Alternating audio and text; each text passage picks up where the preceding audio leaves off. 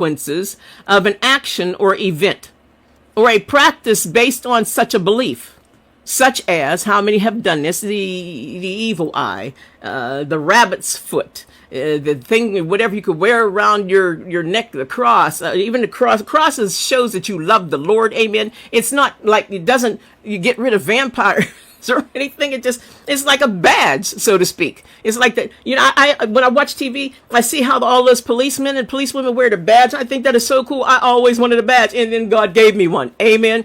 Jesus Christ. Hallelujah. Amen. She touched her locket for luck.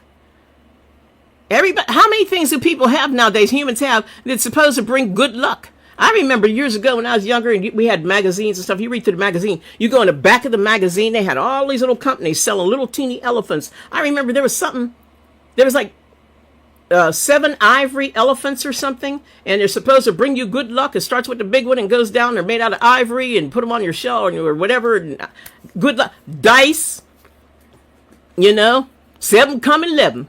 Dice, snake eyes. This is all about superstition and luck. Amen. A superstition she had since childhood, touching her locket for luck.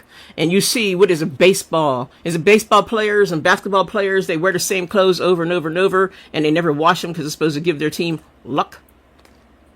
I have something else I want to say about this. This is just me. I'm not talking for anybody else. Everybody, please stop freaking out over the word luck. People keep saying luck came from Lucifer. When people wish you good luck, they're giving you good wishes.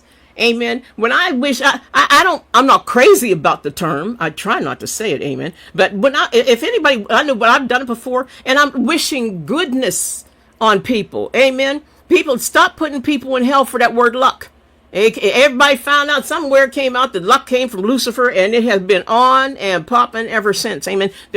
Accept the fact that they're wishing you well. They're not wishing you Lucifer unless they're Luciferians. Amen. Verse 37 and 38, amen. And it says, but they were terrified and affrighted, and supposed that they had seen a spirit. See? They supposed that they had seen a spirit. Amen. And he said unto them, why are you troubled? Jesus is like, what's up with this? Why are you troubled? Why do thoughts arise in your hearts? Amen.